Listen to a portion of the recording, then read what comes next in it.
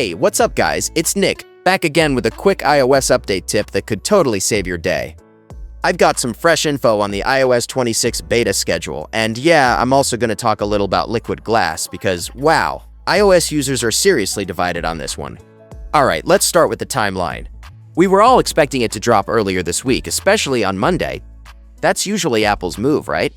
But nothing. Now, if you look back at previous years, Apple tends to release major public betas in mid-July.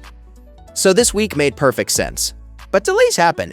There are some people said Apple is expected to drop Developer Beta 4 on July 21st, which is a Monday. Then, a couple of days later, probably around July 23rd, we should be getting Public Beta 1. That means if you've been waiting to jump into iOS 26 and don't want a lot of bugs, next week is your week. Now let's talk liquid glass, because this has become the most controversial design choice in iOS 26 so far. Some people think it looks futuristic, sleek, almost like your iPhone UI is made of water. Others think it's just plain hard to read and, honestly, a bit too much.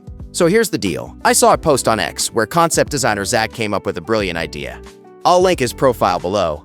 Instead of forcing one look on everyone, what if Apple added a slider in display and brightness settings where you could actually adjust the liquid glass intensity? It's a clean solution.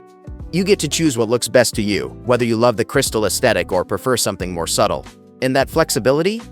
It could really help Apple win back the users who aren't sold on the new look. Remember to check out his post I linked below. Honestly, I think this kind of customization is the way forward. We've seen Android do it for years. Apple's already halfway there. This would just take it to the next level. Anyway, let me know what you think. Are you Team Liquid, Team Frosted, or somewhere in between? And of course, if you're planning to install Public Beta 1, make sure you're backed up and ready. It's still beta software. Bubs will happen. That's all for now. Drop a like if you found this helpful, sub if you haven't already, and I'll catch you guys in the next one. Peace.